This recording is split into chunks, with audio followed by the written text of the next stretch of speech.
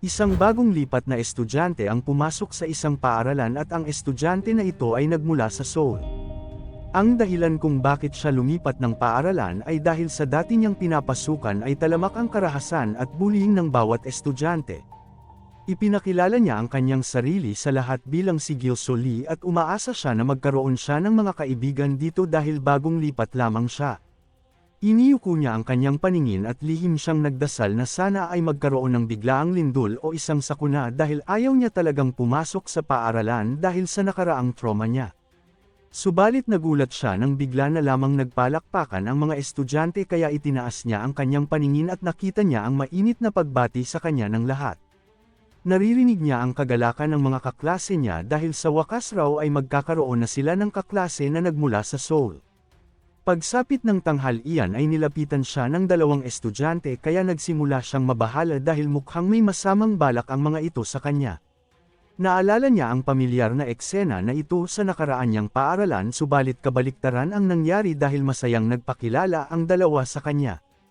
Isinama siya ng dalawa sa isang convenience store at sinamahan na libutin ang buong paaralan kaya napangiti si Gilso dahil ito pa lamang ang unang beses niyang magkaroon ng kaibigan sa paaralan.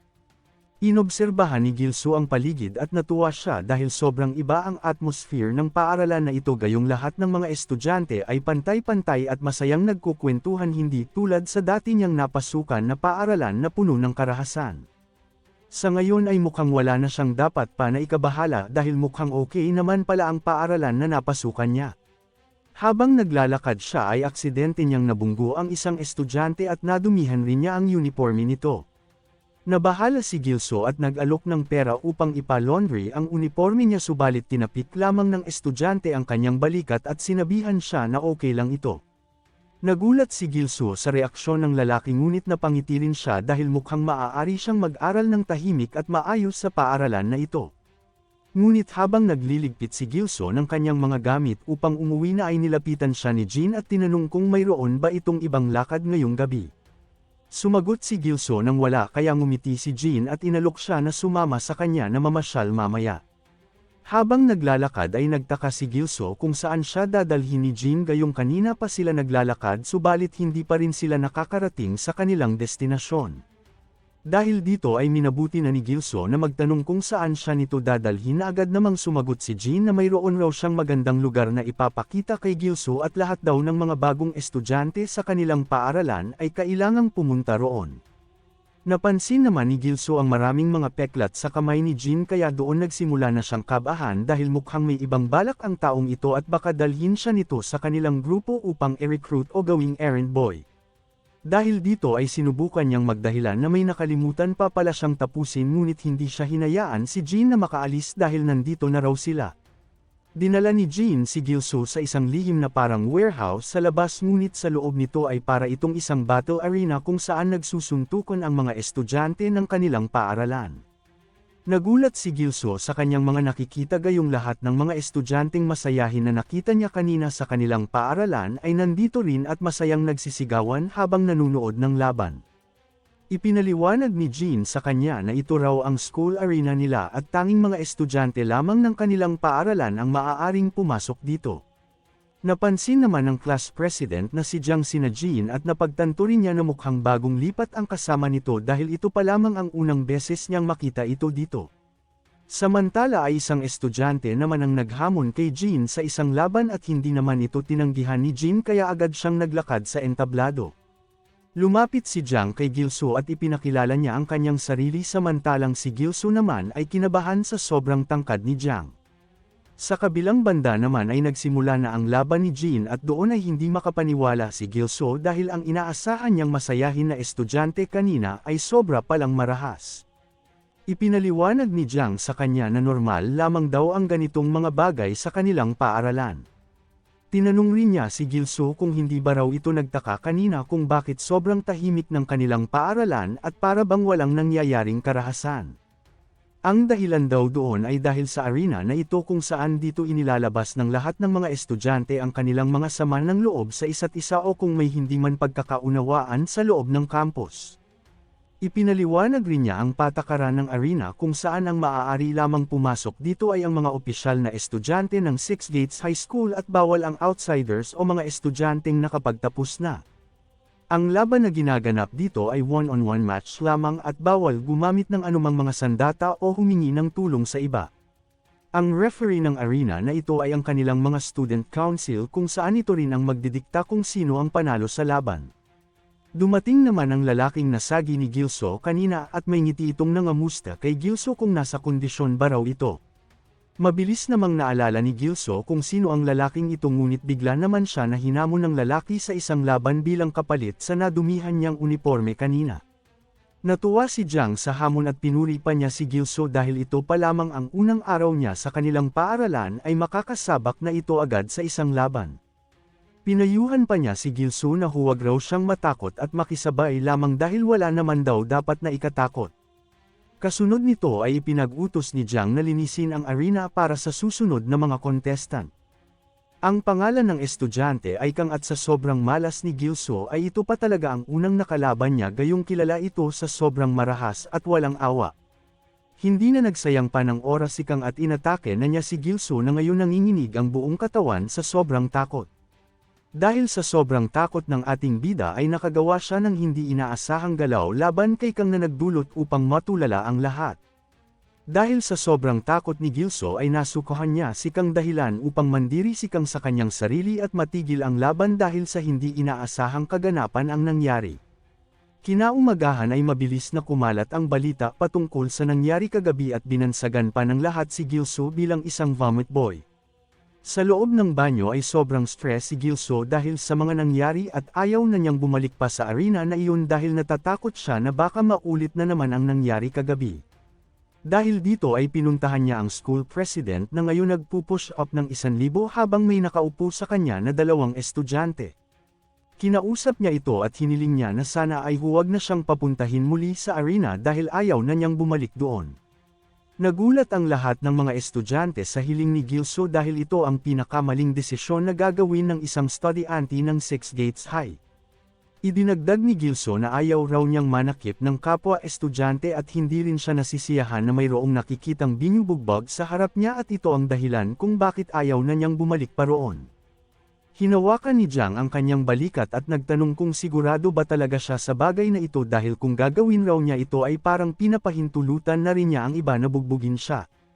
Hindi naman naunawaan ni Gilso ang ibig sabihin ni Jiang ngunit inanunsyo na ni Jiang na simula sa araw daw na ito ay wala na sa ilalim ng proteksyon si Gilso ng arena. Hindi alam ni Gilso ang ibig sabihin ng anunsyo ni Jiang subalit isinawalang bahala na lamang niya ito dahil ang mahalaga sa ngayon ay hindi na niya kailangan pang bumalik sa arena.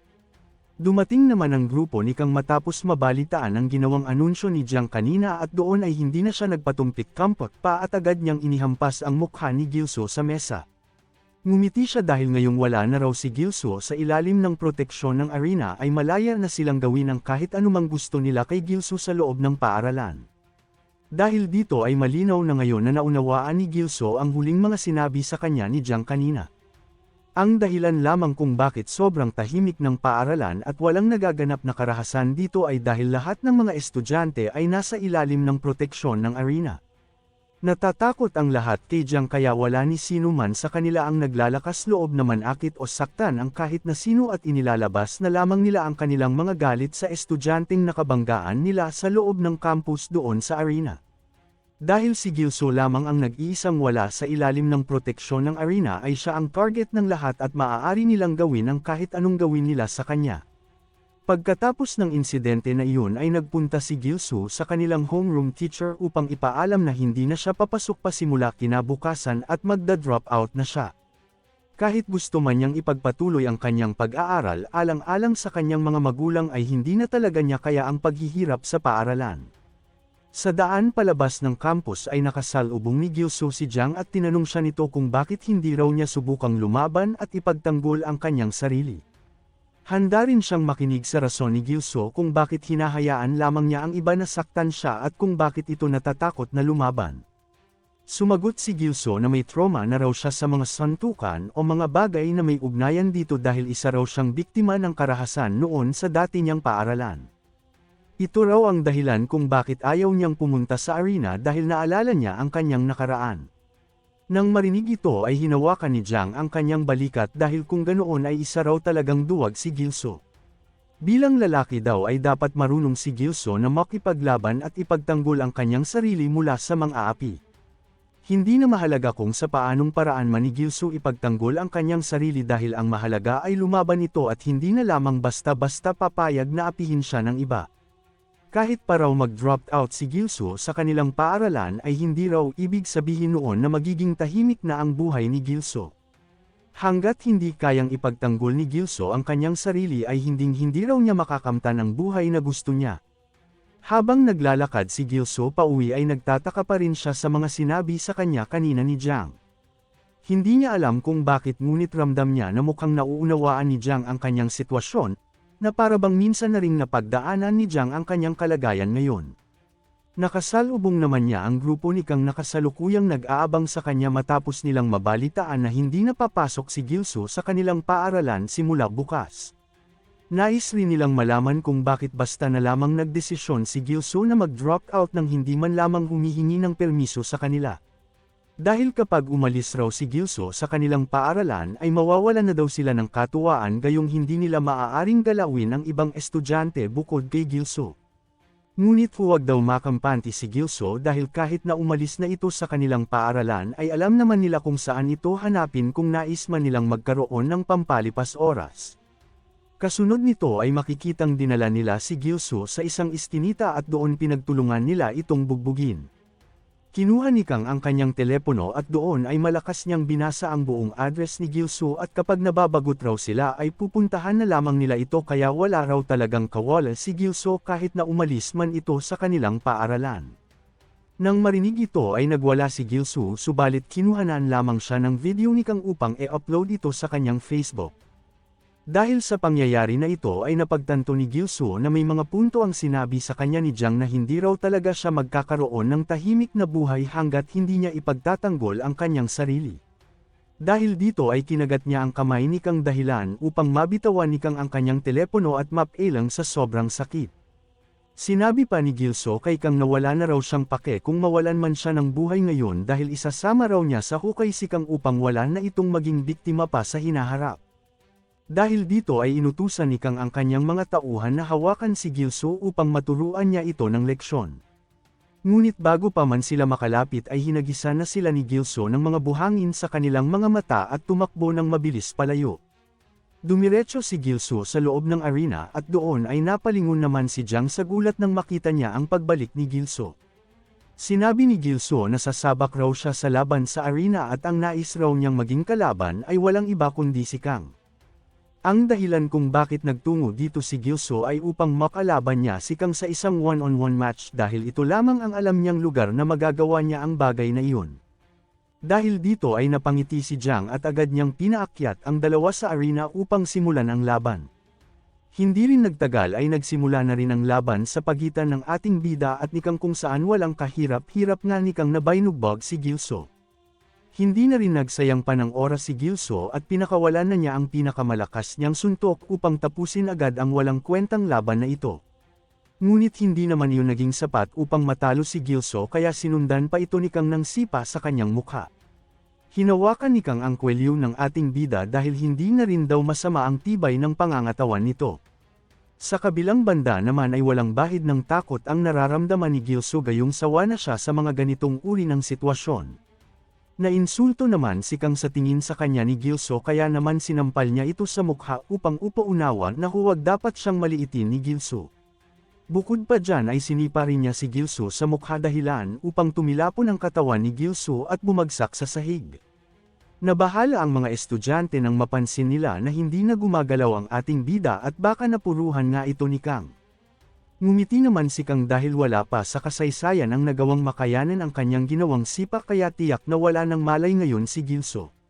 Ngunit sa sandaling maglakad na siya palabas ng arena ay bigla na lamang tumayo muli si Gilso kaya mababakas na lamang sa mukha ni Kang ang sobrang gulat. Nilapitan ni Kang si Gilso at iminungkahi niya na sumuko na lamang daw si Gilso dahil baka hindi na siya makapagpigil pa kapag nagtagal pa ito at baka matuluyan pa niya ang ating bida. Ngunit sa halip na matakot ay sinabihan lamang ng ating bida si Kang na sobrang hina raw ng mga pag-atake na binibitawan nito. Sinunggaban ng ating bida si Kang at napagtanto niya na hindi naman pala malakas si Kang gayong sa paaralan na kanyang pinagmulan noon ay mas malakas pa sa mga kamao ni Kang ang tinitiis niya araw-araw. Natuwa ang mga manunood dahil hindi nila inaasahan na magagawa pala ni Gilso na mapabagsak si Kang. Itinikom ni Gilso ang kanyang kamao subalit bago pa niya masuntok si Kang ay naunahan na siya ni Kang dahil sa sobrang bagal niya. Ngunit hindi naman magpapatalo si Gilso at malakas niyang hinidbot si Kang dahilan upang lumabas ang dugo sa ilong ni Kang. Nagsigawan ang mga estudyante na nanunood dahil ngayon pa lamang nila nakita si Kang na nahihirapan ng ganito sa laban. Sa kabila ng ingay nila ay nanatili namang tahimik si Jiang dahil alam niya na nasaktan rin si Gilso dahil sa ginawa niyang pag-atake kay Kang. Sinipa ni Kang ang ating bida dahilan upang tumilapon ito sa ere. Tumayo si Kang at galit na galit niyang minura si Gilso dahil mukhang hindi ata alam ni Gilso ang kanyang hangganan. Ngunit sa mga puntong ito ay tuluyan nang nagbago ang hitsura ni Gilso dahil mukhang hindi naman pala malakas ang grupo ni Kang at mukhang pinangunahan lamang siya ng takot noon. Umatake si Gilso nang may determinasyon na manalo sa laban na ito ngunit bago pa siya makalapit kay Kang ay nagawa na siyang ma-uppercut ni Kang. Dahil sa lakas ng suntok na iyon ay nawalan ng malay si Gilso at bumagsak ang kanyang katawan sa sahig. Makalipas ang ilang sandali ay nagising na rin si Gilso at nagtaka siya sa kung nasaan siya. Naunawaan rin niya na mukhang nawalan siya ng malay sa kalagitnaan nila ng laban kanina ni Kang. Ngunit kahit natalo man siya ngayon ay determinado pa rin siyang talunin si Kang sa hinaharap matapos niyang magpalakas. Lumitaw naman sa kanyang harap si Jiang kaya napatayo siya at napatanong kung bakit ito nandito. Sumagot si Jiang na bilang school president at founder ng arena na ito ay layunin niyang bantayan ang mga estudyanteng nawalan ng malay sa kasagsagan ng laban. Isa pa ay ang arena raw na ito ay itinayo naman upang protektahan ang mga estudyante sa loob ng campus at hindi upang hayaang mamatay na lamang. Naging malungkot naman si Gilso dahil buong akala pa naman niya ay hinintay siya ni Jiang upang tulungan siya. Naglakad na rin si Jiang palabas at ibinili niya na simula raw bukas ay hindi na maaaring pumunta dito si Gilso dahil hindi na ito estudyante ng kanilang paaralan. Ngunit bigla namang sinabi ni Gilso na hindi na raw siya aalis ng kanilang paaralan at mananatili raw siya dito hanggat hindi niya nakakamit ang paghihiganti na nais niya. Humiling rin siya kay Kang kung maaari ba raw siyang turuan nito dahil nais rin daw niya na maging malakas. Natuwa si Jiang nang marinig ang sinabi ni Gilso dahil bilang school president ay layunin rin niyang tulungan ang mga mahihinang estudyante sa kanilang paaralan. Sinuntok niya ng malakas si Gilso sa tagiliran at sa lakas nito ay napaubo ng maraming dugo si Gilso. Sinabi ni Kang na ito raw ang unang bahagi ng kanilang magiging training kaya dapat ay ihanda na raw ni Gilso ang kanyang sarili. Hindi raw makukumpleto ang unang bahagi ng kanilang training hanggat nasasaktan pa rin si Gilso sa kanyang mga suntok. Ipinag-utos rin niya na tuwing break at lunch ay puntahan raw siya nito kung talagang determinado itong lumakas. Kinabukasan ay makikita si Gilso na nagpagewang-gewang sa paglalakad matapos ang malakas na suntok sa tagiliran ni Jiang kahapon. Nakita naman siya ni Jin kaya nagulat ito dahil buong akala pa naman niya ay hindi na babalik si Gilso sa kanilang paaralan. Sumagot naman si Gilso na nagbago na raw ang isip niya at nais na lamang niyang ipagpatuloy ang kanyang pag-aaral sa paaralan na ito. Pinuri naman ni Jin ang ginawa ni Gilso kahapon dahil kahit papaano ay nabigyan raw niya ng magandang laban si Kang. Bigla naman nilang nakasalubong ang grupo ni Kang kaya natuwa si Kang dahil bumalik na raw ang kanilang punching bag. Natatawa rin niyang tinanong si Gilso kung ang dahilan ba raw kung bakit pinili nitong manatili ay dahil nais nitong maghiganti sa kanya. Kung ganoon raw ay mas mabuting kalimutan na raw ni Gilso ang ideya na iyon dahil sa susunod na maglaban sila ay sisiguraduhin raw niya na mawawalan ng buhay si Gilso. Kasunod nito ay naglakad na rin paalis ang grupo ni Kang samantalang hindi naman mababakas sa mukha ng ating bida ang takot matapos ang pambabante sa kanya ni Kang. Sa katunayan ay mas naging determinado pa nga siya na magpalakas ng mabilis upang maturuan na niya ng leksyon ang mga ito sa lalong madaling panahon. Pagsapit ng break time ay sinusunod ni Gilso ang sinabi kahapon ni Jiang na puntahan siya upang maipagpatuloy nila ang kanyang training. Sinabi ni Jiang na hanggat hindi pa natatapos ang kanilang training ay hindi pa raw maaari na lumaban si Gilso doon sa arena. Napamura naman si Gilsu sa sobrang kakaiba ng pagsasanay na ginagawa sa kanya ni Jiang gayong imbes turuan ng ilang mga galaw ay binugbog pa siya nito na parang punching bag. Ngunit lingid sa kaalaman ni Gilsu ay ginawa ito ni Jiang upang mas lalo pang pagtibayin ang pangangatawan ni Gilsu at ito ang dahilan kung bakit hindi matatapos ang unang bahagi ng pagsasanay ni Gilsu hanggat nakakaramdam pa si Gilsu ng sakit mula sa kanyang mga kamao. Sa arena naman ay walang awang binugbog ni Kang ang kanyang nagiging kalaban at sinigurado niya talagang hinding-hindi ito magsisisi sa laban. Nakangiti namang nag-uusap ang dalawang estudyante na ito dahil matapos raw ang naging laban ni Kang kay Gilsu ay mas naging mas marahas na raw ito. Para bang natapakan ang dangal ni Kang noong nagawa siyang mapatamba ni Gilsu. Ang problema lamang ay malinaw na narinig ni Kang ang kanilang usapan dalawa kaya nilapitan niya ang isa at hinamon ng isang laban. Maya-maya ay nagtungo si Kang sa kanyang mga kasamahan at nagtanong kung nakita ba raw nila si Gilsu dahil nais raw niya itong hamunin ng rematch. Sumagot naman ang kanyang mga kasamahan ng hindi at sa katunayan ay madalang lamang nila itong makita sa eskwelahan dahil palagi itong umaalis at may pinupuntahan tuwing lunch at breaks.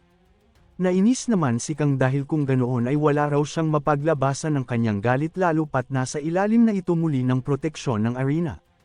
Ngunit naalala naman niya ang eksena noong inanunsyo ni Jiang na wala na sa ilalim ng proteksyon si Gilsu. Ngumiti siya at may isang ideya na pumasok sa kanyang utak kaya sinabihan niya ang kanyang mga kasamahan na gulpihin nila ang mga mahihinang estudyante sa arena hanggang sa gawin ng mga ito ang kaparehong ginawa ni Gilsu noon. Sa pamamagitan nito ay magkakaroon muli ng mga estudyante sa kanilang paaralan na mawawala sa ilalim ng proteksyon ng arena at ito ang kanilang magiging biktima tulad ng ginawa nila noon kay Gilsu. Sa kabilang banda habang tumatakbo si Gilsu upang palakasin ang kanyang katawan ay bigla namang may isang big bike ang sinadyang bumunggo sa kanya. Huminto ang driver pati na rin ang mga kasama nito at humingi ang pinuno ng pera kay Gilsu upang pambayad sa repaint ng nagasgas niyang motorsiklo.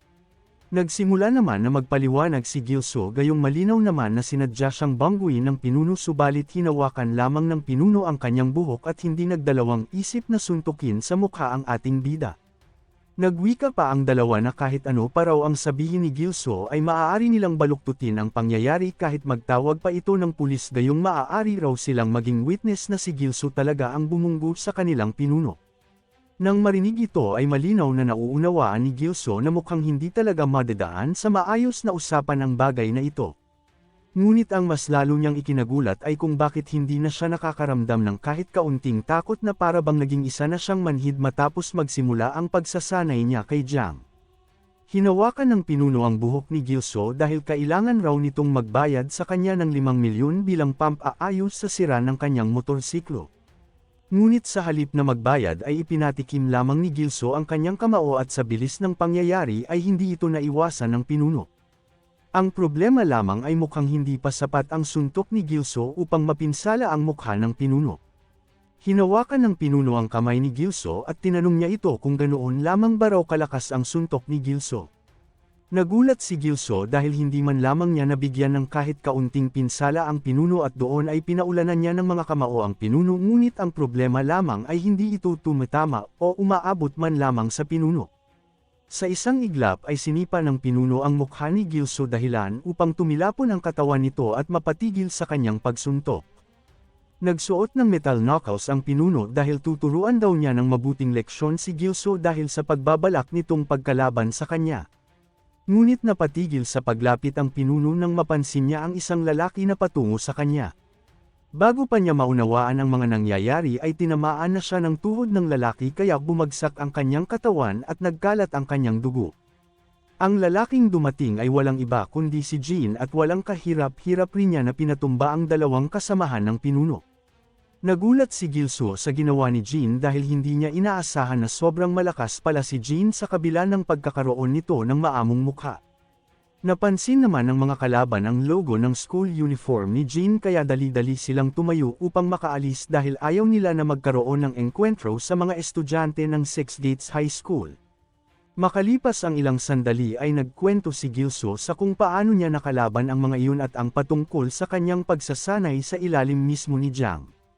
Ngumiti si Jean at nagpaabot ng paghanga kay Gilso dahil hindi ito natakot kanina at kahit hindi man tumatama ang kanyang kamao ay ang mahalaga raw ay sinubukan niyang ipagtanggol ang kanyang sarili.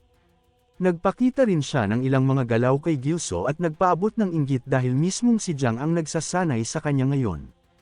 Naalala naman ni Gilso ang takot sa mga mukha ng mga lalaki kanina matapos makita ang school uniform ni Jean kaya nagtanong siya tungkol dito.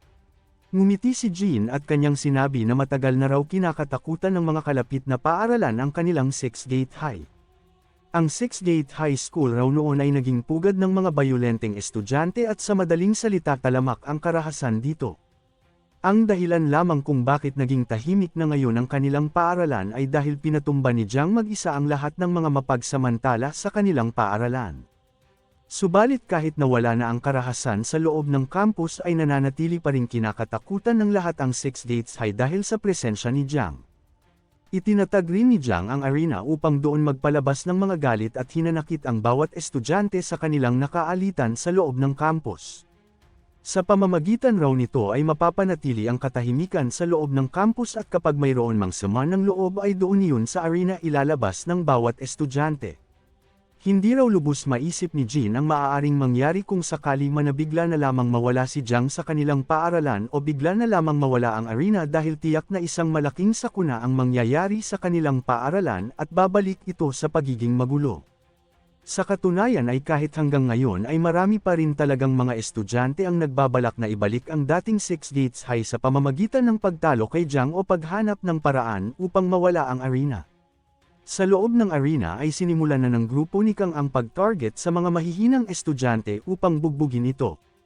Nagtaka ang isang estudyante matapos siyang hamunin ni Yongho gayong wala naman siyang maalala na may atraso siya dito. Ngumiti naman si Yongho at kanyang sinabi na sadyang ayaw lamang niya ang mukha ng lalaki kaya naiinis siya habang tinitignan pa lamang ito. Binalaan rin niya ito na huwag tanggihan ang kanyang hamon dahil mangangahulugan lamang daw iyon na mawawala na sa proteksyon ng arena ang estudyante. Sa itaas ng arena ay masayang nag-uusap-usap ang grupo ni Kang matapos silang makahanap ng butas sa mga rules na itinalaga ni Jiang sa arena.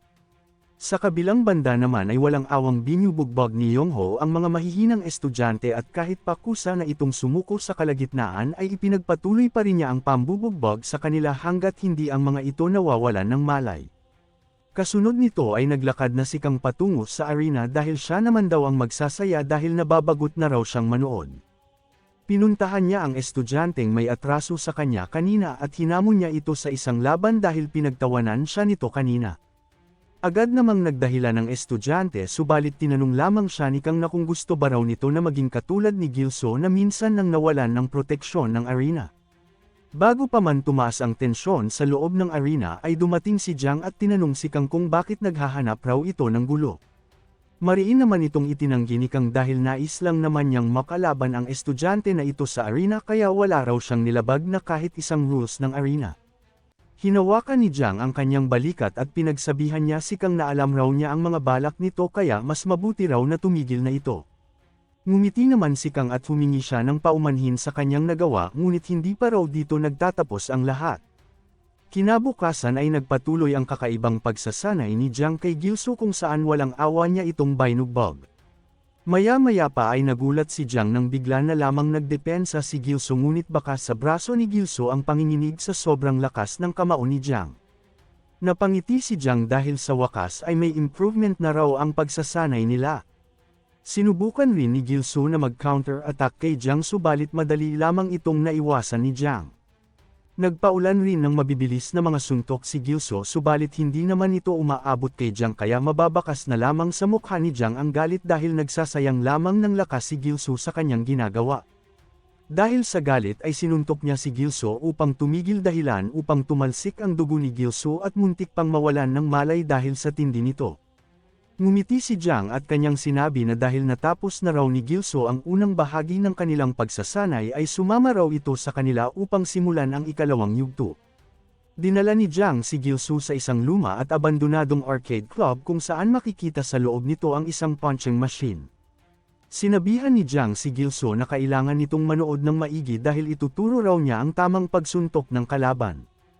Ang una raw na dapat gawin ay sumuntok ng mahina gamit ang kaliwang kamay upang masukat ang distansya ng kalaban. Pagkatapos raw masukat ang distansya ng kalaban ay doon ibuhos raw ni Gilso ang kanyang buong lakas sa susunod na suntok na kanyang gagawin. Napanganga si Gilso dahil sa sobrang lakas ng suntok ng kamao na binitawan ni Jiang ay muntik pang mawasak ang punching machine. Agad rin niya na ginaya ang ginawa ni Jiang at nagpakawala siya ng napakalakas na suntok na tumama sa panga ng dummy. Ngumiti si Gilso dahil mukhang madali lang naman pala ang ikalawang bahagi ng kanilang pagsasanay. Ngunit nang tignan niya ang kanyang puntos ay nagulat siya dahil halos hindi man lamang ito gumagalaw. Kasunod nito ay sinuntok ni Jiang ang punching machine at ipinaliwanag niya na matagal na raw nasira ang punching machine na ito. Gayunpaman ay maaari pa rin naman itong magamit at kailangan lamang na suntukin ito ng malakas upang ma-detect ng punching machine ang suntok. Ipinakita ni Jiang ang nakuha niyang puntos at sinabi niya kay Gilso na huwag raw itong magpapakita sa kanya hanggat hindi niya naaabot ang puntos na ito. Sa loob ng cafeteria ng paaralan ay kumain ng madami si Gilso matapos ang nakakapagod na pagsasanay nila ni Jiang kanina. Ngunit napalingon siya nang marinig niya ang isang boses sa likod at ito ay walang iba kundi si Yongho na tropa ni Kang at ibinuhos nito ang dala niyang tray sa ulo mismo ng ating bida. Malakas rin niyang pinaghahampas ang likod ni Gilso dahil sobrang na-miss raw niya ito dahil ilang araw na rin magmula noong huli silang mga nagkita. Bago ang kaganapan na iyon ay makikitang kinausap ni Kang ang kanyang mga kasamahan na kailangan daw nilang makahanap ng paraan upang mapapunta nila si Gilso sa arena. Hindi pa rin daw humuhupa ang inis niya sa taong iyon kaya nais raw niyang bugbugin pa ito ng gusto ngunit dahil sa proteksyon ng arena ay hindi nila ito maaaring bugbugin sa ibang lugar maliban sa loob ng arena. Ngumiti naman si Yongho at kanyang sinabi na siya na raw ang bahala sa bagay na iyon. Bumalik ang eksena sa kasalukuyan kung saan hinawakan ni Gilso ng mahigpit ang mga kamay ni Yongho. Sa mga sandaling ito ay nais na niyang bugbugin si Yongho sa loob ng arena subalit mahigpit naman siyang pinagbabawalan ni Jiang na makipaglaban sa arena hanggat hindi pa natatapos ang kanyang pagsasanay. Ngunit kung papalampasan lamang niya ang bagay na ito ay saan pa ang ilang araw ng pagtitiis niya sa kanyang pagsasanay kung hahayaan lamang niya ito. Bago pa man siya makagawa ng desisyon ay lumipad naman ang tray ng pagkain na dala ni Jin at tumama ito ng direkta sa mukha ni Yongho. Nagkukunwari naman na humingi ng paumanhin si Jin dahil hindi raw niya napansin ang basang sahig kaya aksidente siyang nadulas. Galit naman na nagtanong si Yongho kung napapagod na ba raw mabuhay si Jin ngunit ipinaalala naman ni Jin na bawal daw ang pakikipag-away sa loob at labas ng campus. Kung nais raw ni Yongho ng laban ay maaari raw itong pumunta mamaya sa arena at hihintayin raw niya si Yongho doon. Maya-maya ay humingi ng paumanhin si Gilso kung nadamay pa talaga si Jin sa gulong na pasok niya. Ngumiti naman si Jin dahil hindi na raw kailangan pa na humingi ng paumanhin ni Gilso dahil sa katunayan ay matagal na rin niyang naisturuan ng leksyon ang grupo ni Kang. Nitong mga nakaraang araw raw kasi ay gumagawa ng kakaibang mga kilos ang grupo ni Kang doon sa arena at tina-target ng mga ito ang mga mahihina nilang estudyante. Hindi na raw niya may sekmura ang mga pananamantala ng mga iyon kaya oras na upang turuan ng leksyon ang mga iyon. Nagtaka naman si Gilso kung bakit ito ginagawa ni Jin gayong wala naman itong kinalaman sa kanya. Dahil dito ay nagkwento si Jin sa kanyang nakaraan kung saan isa siyang matabang bata noon kaya naging sentro siya ng pang-aapi at karahasan sa dati niyang paaralan. Alam niya ang pakiramdam ng mga inaapi kaya ngayong may sapat na siyang lakas upang lumaban ay ipagtatanggol niya ang mga ito. Nagulat si Gilso nang marinig niya ang kwento ni Jin dahil hindi niya inaasahan na minsan na palang napagdaanan ni Jin ang buhay na pinagdadaanan niya ngayon. Pinuri ni Jin ang ginawa ni Gilso kanina na paghawak sa kamay ni Yongho dahil hindi ito pinangunahan ng takot. Ipagpatuloy lamang daw ni Gilso ang kanyang pagsasanay at mararating rin niya ang antas na narating niya ngayon o baka mahigitan pa nga niya ito. Sa ngayon ay manood na lamang muna si Gilso sa kung paano niya tuturuan ng leksyon si Yongho. Sa loob ng Six-Gate Battle Arena ay makikitang nagharap na nga ang dalawa at doon ay nagpunta nga rin si Gilso upang manood ng laban. Sa pagsisimula ng laban ay naunang sumuntok si Yongho ngunit naiwasan naman ito ni Jin. Nagpatuloy si Yongho sa kanyang mga mabibilis na suntok subalit walang kahirap-hirap lamang na naiiwasan ito ni Jin. Ang hindi alam ni Yongho na minsan nang naging isang boxer noon si Jin kaya hindi na problema sa kanya ang suntukan. Nagsimula ang kanyang boxing career noong may isang matanda na nag-alok sa kanya ng flyer at ang matanda na iyon ay ang may-ari ng isang gym kung saan sinanay siya nito ng husto at doon niya natutunan kung paano lumaban. Bumalik ang eksena sa kasalukuyan kung saan makikita ang malinis, kalkulado, at smooth na suntok ni Jin na direktang tumama sa mukha ni Yongho. Napadora ng dugo si Yongho at hindi niya inaasahan na mayroon rin palang ibubuga itong si Jin kahit papano. Nagtaka rin siya kung isa bang martial artist si Jin dahil mayroon rin itong bitaw kahit papaano. Kasunod nito ay nagpaulan ng mga sunod-sunod na suntok si Jin kaya napilitan si Yongho na dumistansya upang hindi tamaan. Napamura siya matapos mapansin na sa kabila ng mabibilis na suntok ni Jin ay sobrang malakas rin ito kaya dapat niya itong iwasan. Sa sandaling mag-counter-attack na si Yongho ay makikita naman ang bahagyang pagyuko ni Jin upang iwasan ito kasabay ng pagpapakawalay ng isang malinis na uppercut laban kay Yongho. Lumabas ang bibig sa dugo ni Yongho at napamura na lamang siya dahil mukhang sobra siyang naging kampante sa laban na ito dahil inakala niya na madaling kalaban lamang si Jin. Nagsigawan ang mga estudyante dahil sa malinis na pag-atake ni Jin at isinisigaw pa nila ang pangalan ni Jin. Kahit si Gilso ay hindi rin mapigilan ang kanyang sarili na hindi umangat dahil hindi man lamang nagawang makatama ni Yongho kay Jin. Narinig naman niya ang dalawang estudyante na nag-uusap sa kanyang likod at doon ay nalaman niya na wala pa palang ni isa ang nagawang makatalo kay Jin sa arena. Nagpatuloy ang laban sa pagitan ni Yongho at Jin kung saan makikitang parang pinaglalaroan nga lang ni Jin si Yongho. Dahil sa hindi makagawa ni Yongho na makapagbigay ng kahit isang suntok laban kay Jin ay napamura na lamang siya sa kanyang isip at napuno ng galit ang kanyang damdamin. Kasunod nito ay isang smooth malinis at walang palyang suntok na naman ang tumama sa mukha ni Yongho dahilan upang tumilapon na naman ito. Tumawa si Jin at minaliit niya si Yongho dahil matapang lang naman pala si Yongho sa mga mahihinang subalit wala naman pala talaga itong bitaw. Napatingin si Yongho sa itaas ng entablado at nakita niya ang madilim na tingin sa kanya ng kanyang pinuno. Ngumiti siya dahil walang paraan na matatalo siya sa laban na ito dahil hindi pa nga niya ginagamit ang kanyang alas. Kasunod nito ay pumuster si Yongho ng kakaiba at hinamon niya si Jin na sumugod sa kanya dahil hinding-hindi na raw siya magpipigil pa sa laban na ito. Naging seryoso naman si Jin nang makita niya ang kakaibang fighting stand ni Yongho dahil mukhang gagamit ito ng kick styles. Ang problema lamang ay hindi lamang siya magaling sa suntukan dahil marami rin siyang alam sa usapin ng kick styles. Sinipa ni Jin ang mga paa ni Yongho ng malakas subalit napailing siya sa sobrang sakit na para bang bato ang sinipa niya. Sumuntok si Yongho at agad namang dumistansya si Jin habang inuunawa pa rin niya ang tibay ng mga paa ni Yongho. Hindi naman binigyan ng oras ni Yongho si Jin na makalayo kaya hinabol niya ito at ginamit ang kanyang kanang paa upang umatake. Sinubukan ni Jin na sanggain ito gamit ang kanyang braso ngunit nagulat siya sa lakas nito gayong para siyang hinampos ng tubo na mayroong mga matutulis na bagay. Dahil sa hindi inaasahang kaganapan na iyon ay tumilapon ang katawan ni Jin habang ang kanyang mga kamay ay nanginginig sa sobrang tigas ng paa ni Yongho. Muling sinipa ni Yongho si Jin na nagawa namang masangga ni Jin subalit nagdulot iyon upang mabali ang kanyang braso na ginamit na pangsangga. Umalangaw rin sa buong paligid ang tunog ng nabasag na buto ni Jin kaya nabahala ang lahat lalo na si Gilso. Umatras ng bahagya si Jin upang makagawa ng ligtas na distansya kaya naman bumalik na naman ang kay-abangan ni Yongho at tinanong niya si Jin kung nasaan na raw ang tapang nito. Sa kabilang banda naman ay hindi pa rin maunawaan ni Jin kung bakit sobrang lakas at sobrang tibay ng mga paa ni Yongho na para bang singtigas ito ng bakal. Muli naman na umatake si Yongho kaya naging alerto si Jin dahil kailangan niyang mag-ingat sa mga sipa ni Yongho dahil sobrang delikado nito.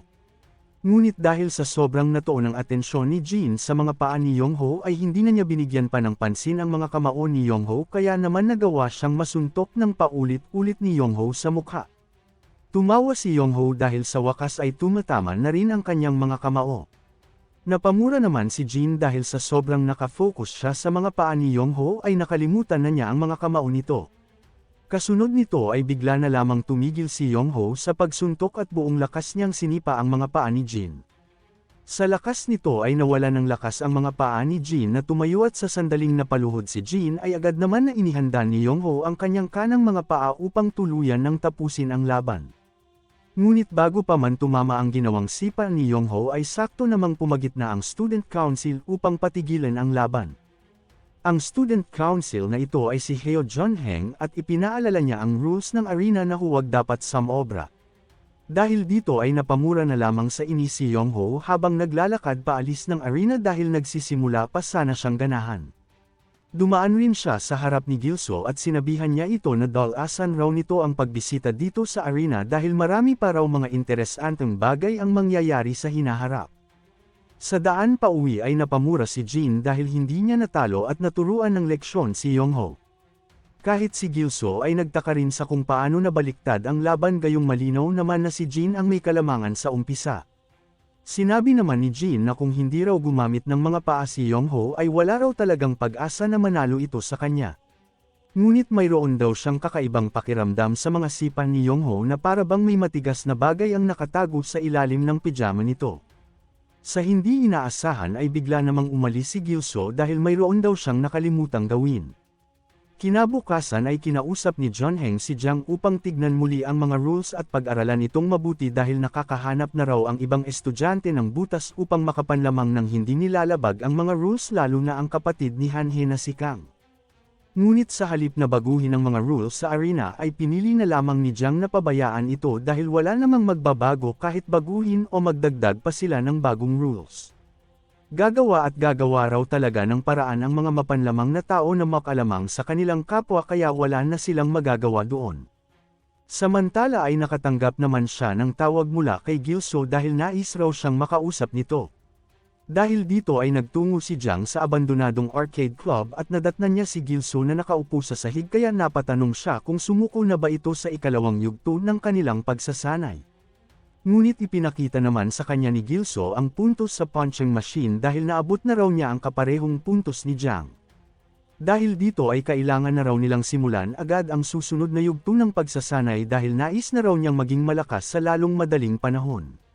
Samantala matapos naman umalis ni Gilso kagabi ay dumiretso siya sa arcade club upang tapusin agad ang ikalawang yugto ng kanyang pagsasanay kay Jiang. Nais na niyang lumakas kaagad upang magawa na niyang maipaghiganti ang kanyang kaibigan na si Jin. Sa gabing ito ay ginamit ni Gilso ang iba't ibang paraan ng pagsuntok na naisip niya upang mahanap ang angkop na fighting stand na babagay sa kanyang katawan na nakakapagdulot ng malakas na suntok. Bumalik ang eksena sa kasalukuyan kung saan napangiti si Jiang dahil hindi niya inaasahan na mabilis lamang matatapos ni Gilso ang ikalawang yugto ng pagsasanay. Dahil dito ay sinabihan niya si Gilso na ihanda ang kanyang sarili dahil hindi magiging madali ang ikatlong yugto. Ngunit bigla namang napasando si Gilso sa kanyang dibdib at nakatulog dala ng matinding pagod at puyat. Pagsapit ng gabi ay nagtaka si Yongho kung bakit sobrang kaunti lamang ng mga estudyante ang nagtungo ngayon sa arena. Dumating naman ang isang miyembro ng Student Council na si Choi Sok-hwan at tuturuan daw niya ng leksyon si Yongho dahil sa sobrang kay-abangan nito. Dagdag pa ni Sok-hwan na ayaw raw niya sa mga estudyanteng mayroong mga tato ng dragon kaya nais niyang kalabanin si Yongho. Sa kabilang banda ay tahimik lamang na inoobserbahan ni Junheng ang mga pangyayari. Hindi na raw nila mesekmura pa ang ginagawa ng grupo ni Kang kaya naman kailangan na raw nilang gumawa ng aksyon upang mapatigil ang mga ito. Ngunit bigla namang may mga bagong dumating sa arena at ito ay ang mga dating OG na mga seniors na binugbog ni Jiang at ang pinuno ng grupo na ito ay si Sok-woo. Nilapitan ni Junheng si Sang-woo dahil matapos raw ang insidenteng ginawa nito noon ay may gana pa talaga itong bumalik dito at magpakita sa kanya. Ngumiti naman si Sok-woo at kanyang sinabi na kalimutan na raw nila ang mga nangyari sa nakaraan dahil nandito raw siya ngayon upang manood ng laban. Dumating rin si Kang at sumang-ayon sa sinabi ni Sok-woo gayong sobrang kaunti lang naman na mga estudyante ang pumunta ngayon kaya naman mas mabuting nandito raw sina Sok-woo bilang dagdag na bilang. Lumipat ang eksena sa ating bida kung saan dinala siya ni Jiang sa isang construction site upang gawin ang ikatlong yugto ng kanyang pagsasanay. Nagtaka si Gilso kaya minabuti niyang tanungin si Jiang kung anong uri raw ng pagsasanay ang gagawin nila dito. Nagtanong naman si Jiang kung narinig na ba raw ni Gilso ang nakaraan ng kanilang paaralan.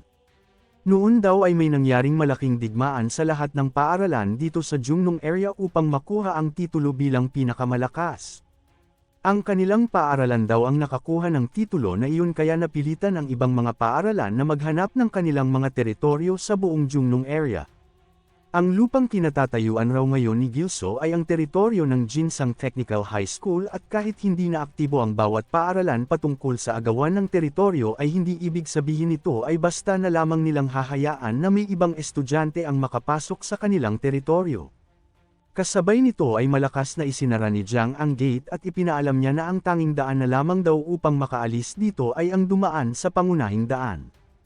Kaya dapat ay gawin raw ni Gilso ang kanyang makakaya na makaalis dito dahil ito raw ang pinakamainam na paraan upang lumakas ang isang mandirigma sa labanan. Sumigaw naman si Gilso sa kanyang inis ngunit hindi na siya pinakinggan pa ni Jiang at hinayaan na lamang siya sa loob ng teritoryo ng kalaban. Dahil sa kanyang sigaw ay isa-isang dumating ang mga estudyante ng Jinsang Technical High School at ito lang naman ay walang iba kundi ang mga grupo ng gang na nakasalubong ni Jin noon. Natuwa ang pinuno sa muli nilang pagkikita dahil hindi na raw niya kailangan pang magpakahirap gumawa ng paraan upang masingil ito sa kanyang utang dahil kusa na raw itong nagpunta sa kanila. Isinukat pa niya ang kanyang metal knuckle sa mukha ng ating bida at tinanong niya ito kung mayroon ba raw itong huling mga nais sabihin bago niya basagin ang bibig nito. Ngunit nanatiling tahimik ang ating bida habang inihahanda niya ang kanyang sarili upang gamitin ang mga natutunan niya sa ikalawang yugto ng kanyang pagsasanay. Kasunod nito ay nagpakawala ng mahinang suntok si Gilso upang masukat ang distansya nilang dalawa ng pinuno. Pagkatapos naman niyang masukat ang agwat sa pagitan nilang dalawa ay doon ibinuhos ni Gilso ang buo niyang lakas sa kanyang ikalawang suntok.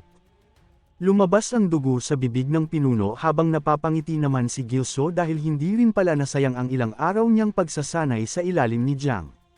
Sa loob naman ng arena ay makikitang nagawa na ni Sokuo na mailigpit si Sokwon. Sa mga sandaling ito ay tanging ang grupo na lamang ni Sokuo at ng mga student council ang mga nandito at wala na ang ibang mga estudyante. Sa madaling salita ay mukhang ito na ang magiging katapusan ng arena at ang simulan ng pagiging magulo muli ng Six Gate High School. Ngumiti si Sokuo at inutusan niya si John Heng na ipaabot raw kay Jiang ang kanyang hamon na magkaroon sila ng laban na dalawa. Sa ating bida naman ay kumilos na rin ang kasamahan ng pinuno na pinatumba niya kanina. Sinuntok ng lalaki si Gilso sa mukha ngunit baliwala lamang ito para kay Gilso kumpara sa pang-araw-araw na suntok na natatanggap niya mula sa halimaw na si Jiang. Gamit lamang ang isang suntok ay pinalipad niya ang kalaban at sinubukan pa ng isa pang lalaki na umatake kay Gilso subalit kahit ito ay hindi rin nakaligtas sa suntok ng ating bida. Nagulat ang lalaki na ito sa biglaang paglakas ni Gilso gayong ilang araw lang naman ang nakakalipas magmula noong huli nila nitong makita. Nagalit ang babae sa ginawa ni Gilso kaya tinawag niya ang iba pa nilang kasamahan na nakapwesto sa di kalayuan. Nagwika ang lalaking nasa gitna na mukhang mayroon daw basura ng Six Gate High ang nakapasok sa kanilang teritoryo at kailangan daw nila itong iligpit kaagad. Nabahala naman si Gilso sa sobrang dami ng kalaban na dumating at sobrang lawak pa ng lugar na ito kaya malalagay talaga siya sa alanganin kapag nilabanan niya ang mga ito dito. Sinakyan ni Gilso ang motorsiklo ng pinuno at itinudo niya ang pagpiga ang silinyador ng motorsiklo kaya humarurot ito sa sobrang bilis. Nagtawanan ang mga kalaban dahil inakala nila na hindi marunong magmotor si Gilso ngunit lingid sa kanilang kaalaman ay wala talagang balak si Gilso na tumakas sa kanila. Tumalon si Gilso mula sa motorsiklo kaya naman nabunggo ang mga baliw ng rumaragasang motorsiklo. Bukod pa dyan ay sinundan rin ni Gilso ang tumatakbong motorsiklo at sinuntok sa mukha ang mayabang na estudyante kanina. Agad na tumakbo si Gilso upang maghanap ng magandang lugar upang harapin ang mga kalaban dahil kapag nilabanan niya ang mga ito dito ay maaari siyang palibutan ng mga ito. Napadaan si Gilso sa isang ginagawang building at nakita ito ni Gilso bilang ang pinakaangkop na lugar upang harapin ang mga kalaban. Sinundan ng grupo si Gilso papasok ng building at nakita nila si Gilso sa itaas ng palapag at kasalukuyan ng naghahanda para sa magaganap na laban. Nagtawanan sila dahil sa ngayon ay wala na raw kawala pa sa kanila si Gilso kaya sabay-sabay nilang inatake si Gilso. Ngunit dahil sa sobrang liit ng espasyo at sikip ng lugar ay mas nagkakaroon ng malaking kalamangan si Gilso sa laban. Isa-isa niyang pinapalipad ang mga kalabang lumalapit sa kanila at nagkakaroon naman ito ng parang domino effect sa mga kalaban na nasa likod. Ngunit sa pag-aakala ni Gilso na siya na ang nakakalamang ay bigla na lamang may isang mangkok ng noodles ang tumama sa kanyang ulo mula sa itaas. Kasabay nito ay ang pagsipa sa kanya ng isang lalaki mula sa itaas ng gusali at pinalipad siya nito patungo mismo sa mga kalaban.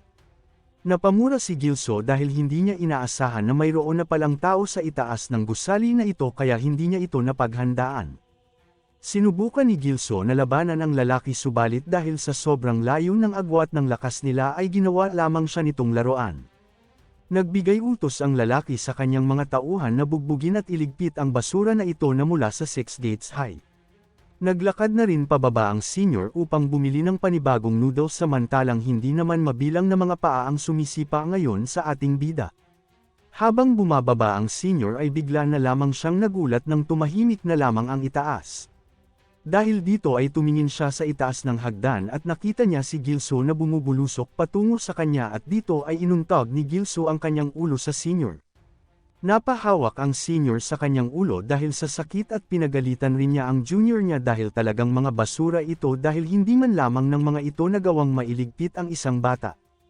Agad naman na tumakbo si Gilso upang takasan ang grupo dahil ang kailangan lang naman niyang gawin upang makumplito ang pagsasanay na ito ay ang makalabas sa lugar na ito.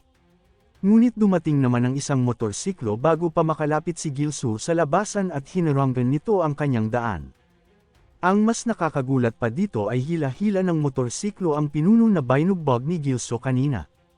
Ang driver ng motorsiklo ay ang mismong boss ng Jinsang Technical High School na si Hwang Hyukjin. Dumating naman ang mga humahabol kay Gilso at sinabi nila kay Hyukjin na sila na raw baalang magligpit ng kalat na ito. Ngunit nagpalabas lamang ng nakakatakot na presensya si Hyukjin at kanyang binalaan ang kanyang mga juniors na huwag raw nilang kunin ang kanyang biktima. Mabilis namang naunawaan ni Gilso na ang kaharap niya ngayon ay ang mismong pinuno ng paaralan. Sinuri niya ang pangangatawan nito at napansin niya na medyo pandak ito kumpara sa kanya at mas maliit rin ang pangangatawan nito kumpara kay Jiang kaya mukhang mayroon daw siyang pag-asa na matalo ito. Sinubukan ni Gilso na umatake mula sa mga natutunan niya sa kanyang training ngunit nagawa maiwasan ni Hyukjin ang unang suntok niya. Kasabay rin nito ay hinawakan ni Hyukjin ang mga paa ni Gilso at walang kahirap-hirap niyang pinatumba sa lupa si Gilso. Bukod pa dyan ay iniangat ni Hyukjin ang katawan ni Gilso sa ere at una-ulo niyang ibinagsak itong muli sa lupa. Nagsuka ng dugo si Gilso at naunawaan niya na mukhang wala nga talaga siyang pag-asa na manalo sa laban na ito. Natuwa ang mga juniors sa sinabi ni Gilso dahil deserve raw niya ang ganitong uri ng pambubugbog. Ngunit pinatahimik lamang siya ng senior dahil matapos raw ni Hyukjin na mailigpit si Gilso ay malamang sa malamang daw ay sila naman ang isusunod nito. Samantala ay muli namang iniangat ni Hyukjin si Gilso sa ere ngunit tinapakan naman ni Gilso ang kanyang mukha at pinagsabihan niya ito na huwag maging mayabang gayong para lamang daw siyang langgam sa kanyang paningin dahil sa sobrang liit daw ni Hyukjin. Neinsulto naman si Hyukjin sa mga pananalita ni Gilso kaya napasabi na lamang ang senior na mukhang naghahanap raw talaga si Gilso ng kamatayan dahil ang pinakaayaw raw ni Hyukjin ay ang tawaging pandak. Bigla namang maingat na ibinaba ni Hyukjin si Gilso sa lupa kaya ginamit ito na pagkakataon ni Gilso upang umatake subalit itinaas lamang ni Hyukjin ang kanyang mga paa at pinuluputan si Gilso. Bakas sa mukha ni Gilso ang hirap sa paghinga matapos siyang sakali ni Hyukjo ng sobrang higpit na parabang isang malaking ahas ang pumulupot sa kanya. Hindi pa doon natatapos si Hyukjin gayong walang tigil pa niyang binugbog si Gilso habang dinidilaan ang kanyang mga dugo. Ngunit napatigil si Hyukjin nang bigla siyang buhatin ng ating bida sa ere subalit kahit na ano pa man ang gawin ni Gilso ay wala talaga siyang maisip na paraan upang makawala sa pagkakagapos ni Hyukjin sa kanyang leeg. Lumipat naman si Hyukjin ng posisyon at nagtungo siya sa likod ni Gilso habang nagpapatuloy sa kanyang pagsakal. Bukod pa dyan ay ibinenri ni Hyukjin ang katawan ng ating bida kaya napasigaw na lamang ito sa sobrang sakit. Dahil sa kawalan ng hangin ay unti-unti na rin na nawawala ng malay si Gilso. Matapos maramdaman ni Hyukjin na wala ng malay si Gilso ay itinigil na niya ang kanyang ginagawa at kinaladkad na niya si Gilso upang dalhin. Ngunit ang hindi lamang alam ni Hyukjin ay nagpapanggap lamang ang ating bida na walang malay. Sa katunayan ay makailang beses na niyang naranasan ang ganitong mga pangyayari sa dati niyang paaralan at dahil sa karanasan na iyon ay nakahanap na siya ng paraan upang makontra ito kung saan iniipit niya ang kanyang pinky finger upang hindi talaga siya tuluyang mawalan ng hangin. Pinulot ni Gilso ang bato sa malapit at ginamit niya ito upang umatake kay Hyukjin at dahil sa hindi ito inaasahan ni Hyukjin ay direkta niyang sinalo gamit ang mukha ang bato ni Gilso. Nagkalat ang dugo ni Hyukjin sa paligid at bahagya rin siyang nawala ng malay kaya mabilis itong ginamit na pagkakataon ni Gilso upang makaalis dito. Ngunit nang malapit na sana si Gilso sa labasan ng lugar na ito ay bigla na lamang siyang kinilabutan nang marinig niya ang isang pamilyar na boses sa kanyang likod na para bang ahas na handa ng tumuklo sa kanya. Hindi makapaniwala si Gilso dahil direkta niyang tinamaan ito ng bato kanina ngunit nagawa nitong maka-recover ng mabilis. Ngunit bago pa man mahawakan ni Hyukjin si Gilso ay isang pamilyar na presensya ang lumitaw sa kanilang harap at ito ay walang iba kundi si Jiang.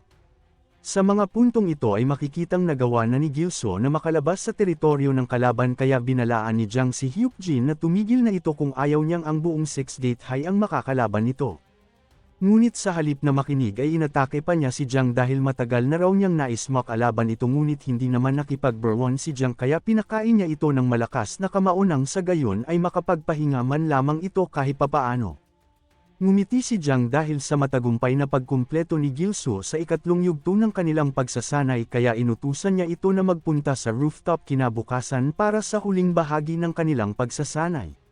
Kinabukasan ay sinalubong agad siya ng kamao ni Yongho kaya pinagsabihan niya ito na ikalma ang kanyang sarili at magkita raw sila mamayang gabi sa arena. Hinawakan ni Yongho ang braso ng ating bida at naunawaan niya na mukhang nagsasanay na rin ito dahil sa mga bendahe nito sa braso.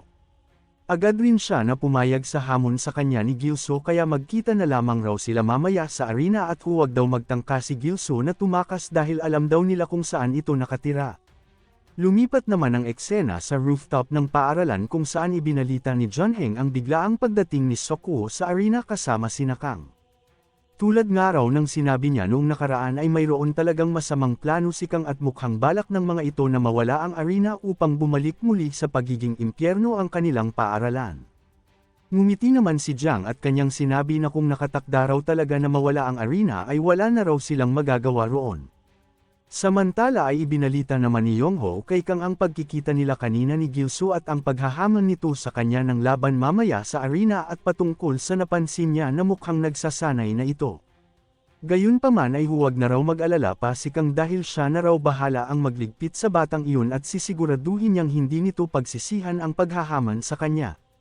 Ngunit sinabi lamang ni Kang na huwag na raw nilang alalahanin pa si Gilso gayong wala naman daw yung bitaw at mas mabuting pagtuunan nila ng pansin si Jiang. Bukod pa dyan ay dapat rin silang makaisip agad ng mabilis na plano upang tuluyan nang bumagsak ang arena. Sa kabilang banda naman ay nabahala ang dalawang kaibigan ni Gilso sa ginawang paghamon nito kay Yongho kanina gayong kahit si Jin nga raw ay walang naging laban dito. Iminungkahi pa ni Jin na huwag na lamang daw ito na ituloy ni Gilso at sumuko na lamang daw ito dahil kahit dumaan pa raw si Gilso sa pagsasanay ni Jiang ay wala talaga siyang magiging laban kay Yongho. Sobrang delikado rin daw kalabanan nitong si Yongho dahil hindi lamang ito pasaway sa loob ng kanilang campus gayong sobrang marahas din ito kahit sa labas at baka ano pa ang gawin ng taong iyon kay Gilso kapag nagpatuloy pa ito. Ngunit nanindigan naman si Gilso sa kanyang desisyon dahil sobrang sawa na raw siya sa ginagawa ng mga ito at nais rin niya na gayahin si Jin na nilalabanan ang mga mapang abuso ng mga estudyante. Isa pa ay may atraso naman talaga si Yongho sa kanya noon sa cafeteria kaya naman nais raw niyang masettle iyon mamaya. Kahit pa raw sobrang delikado kalabanan nitong si Yongho ay wala na siyang pakigayong handa siya anumang oras kung may balak man itong masama sa kanya.